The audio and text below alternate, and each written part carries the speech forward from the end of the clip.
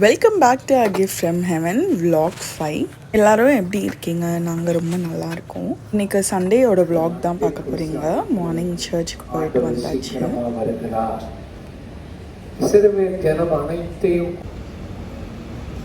அதுக்கு பின்பு மார்னிங் டிஃபனுக்கு சட்னி தாளிச்சிட்ருக்கோம்.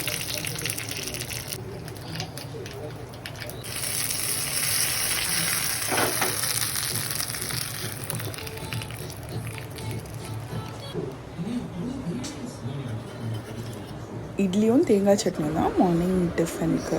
மதியம் கொஞ்சம் ஹெவியான லஞ்ச், சிக்கன் பிரியாணி, சிக்கன் சுக்கா, ரைத்தா, முட்டை. இதுதான் மதியானம் லஞ்சுக்கு பண்ணியிருந்தோம்.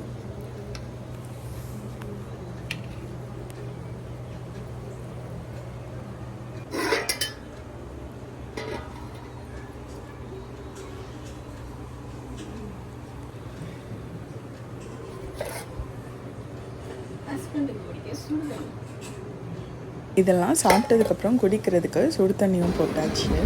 நாங்கள் எல்லாருமே வீட்டில் மோஸ்ட்லி சண்டேஸ் தான் ஒன்றா இருப்போம். அதனால எப்போவுமே வாழை இலையில் தான் சாப்பிடுவோம்.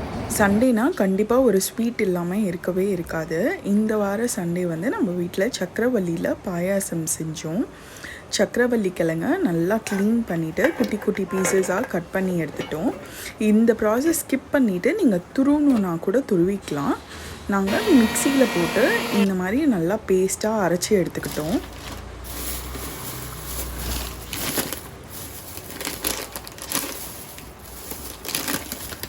இந்த சக்கரவள்ளி கிழங்கு பாயாசத்தோட ஃபுல் ரெசிபி வீடியோ எப்படி செய்கிறதுன்னு பார்க்கலாம் வாங்க. ஒரு கடாயில் 2 டேபிள் ஸ்பூன் நெய் ஊற்றிக்கோங்க. அது கூட ஒரு கைப்பிடி அளவு முந்திரி, ஒரு கைப்பிடி அளவு திராட்சை சேர்த்துக்கோங்க.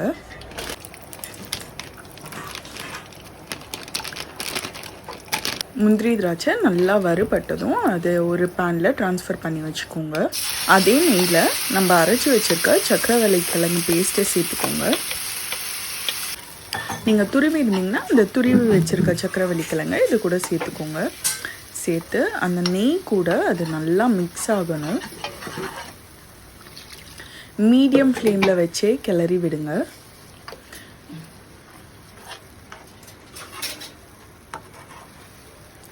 அது நெய் கூட நல்லா சேர்ந்து கிழங்கு நல்லா வெந்து வரும். எப்படி வெந்து வந்திருக்கு பாருங்கள். இந்த பாயாசம் செய்கிறதுக்கு நாங்கள் ஒரு பெரிய கிழங்கு எடுத்திருக்கோம். அதுக்கு 1/2 லிட்டர் மில்க் யூஸ் பண்ணுறோம். நீங்கள் எவ்வளோ கிழங்கு யூஸ் பண்ணுறீங்களோ அதுக்கேற்ற மாதிரி மில்க் ஆல்ட்ரேட் பண்ணிக்கோங்க. அந்த கிழங்கு வெந்ததும் அதோட கலர் வந்து எவ்வளோ அழகாக சேஞ்ச் ஆகுது பாருங்கள்.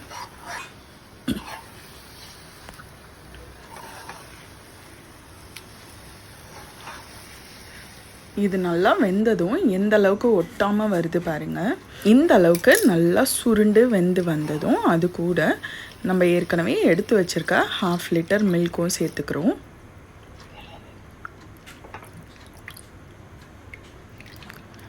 இப்போ நல்லா மில்க்கும் அந்த கிழங்கும் சேர்த்து பிளெண்ட் ஆகிற மாதிரி நல்லா மிக்ஸ் பண்ணி விடுங்க. எந்த கட்டியும் இல்லாத மாதிரி மிக்ஸ் பண்ணி விடுங்க. உங்கள்கிட்ட ஒரு விஸ்க் இருந்தால் அதை வச்சு நீங்கள் நல்லா மிக்ஸ் பண்ணிக்கலாம். இப்போ ஒரு மிக்ஸி ஜாரில் 3 ஏலக்காய், நாங்கள் ஒரு 3-4 டேபிள் ஸ்பூன் சர்க்கரை சேர்த்துருக்கோம். சக்கரவள்ளி கிழங்குல ஏற்கனவே ஸ்வீட் இருக்குன்றதுனால உங்களுக்கு எவ்வளோ சர்க்கரை வேணுமோ அந்தளவுக்கு சர்க்கரை சேர்த்து நல்லா மிக்ஸ் பண்ணிவிட்டு இந்த பாயாசத்து கூட சேர்த்துக்கோங்க.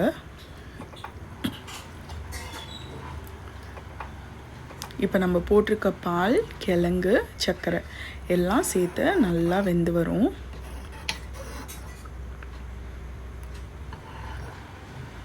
நடுவில் ஒரு டேபிள் ஸ்பூன் நெய் சேர்த்துக்கோங்க.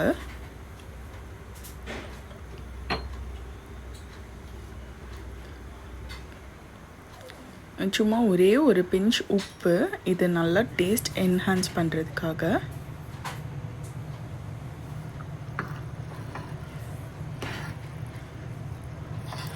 அந்த பாயாசத்தோட லெவல் கொஞ்சம் ரெடியூஸ் ஆகிருக்கு பாருங்கள். உங்களுக்கு பார்த்தீங்கன்னா தெரியும். இங்கே கொஞ்சம் மீடியம் ஃப்ளேம்லேயே வச்சு அப்பப்போ கலந்து விட்டுட்டே இருந்தீங்கன்னா நல்லா திக்காக ஆரம்பிக்கும். நல்லா திக்கானதும் அது கூட நம்ம ஏற்கனவே வறுத்து வச்சுருக்க முந்திரி திராட்சை சேர்த்துக்கோங்க. அவ்வளோதான். நல்லா இந்த அளவுக்கு திக்கான கன்சிஸ்டன்சி வந்துருச்சுன்னா சக்கரவள்ளி பாயாசம் ரெடி. சைட்லலாம் ஒட்டி இருக்க பாயாசத்தை ஒரு கரண்டி வச்சு எடுத்து விட்டுட்டே இருங்க. அதுதான் அந்த பாயாசத்துக்கு நல்ல ஒரு திக்கான கன்சிஸ்டன்சி, ஒரு நல்ல க்ரீமி டெக்ஸ்சர் கொடுக்கும். நாங்கள் வாழை இலையில் சர்வ் பண்ணோம். சூப்பராக இருந்தது. கண்டிப்பாக ட்ரை பண்ணி பாருங்கள். நீங்கள் யார்கிட்ட கொடுத்தாலும் இது சக்கரவள்ளி பாயாசம்னா நம்பவே மாட்டாங்க, அந்தளவுக்கு சூப்பராக இருக்கும். கண்டிப்பாக ட்ரை பண்ணிவிட்டு உங்கள் ஃபீட்பேக் ஷேர் பண்ணுங்கள். சேனல் சப்ஸ்கிரைப் பண்ணிக்கோங்க. உங்களுக்காக நிறைய வீடியோஸ் காத்திருக்கு. நெக்ஸ்ட் வீடியோவில் பார்க்கலாம். பாய்.